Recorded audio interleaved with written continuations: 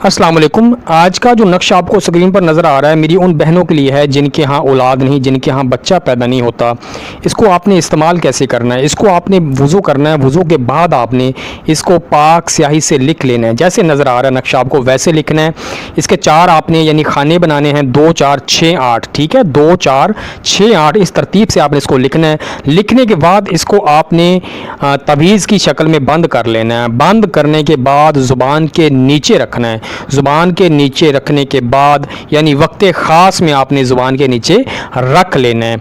जब आप वक्त ख़ास से फ़रागत पा जाएं तो इस तवीज़ को आपने हाथ लगाए बगैर किसी भी आप पास रख लें, कोई भी बर्तन, उसमें यानी इसको थूक देना है, इसको रख देना है। उसके बाद इसको बहते पानी में बहा देना है। तो इस तवीज़ की बरकत से क्या होगा, ये अमल आपसे 2 से 3 दफ़ा 4 दफ़ा लाजमी दोहराएं।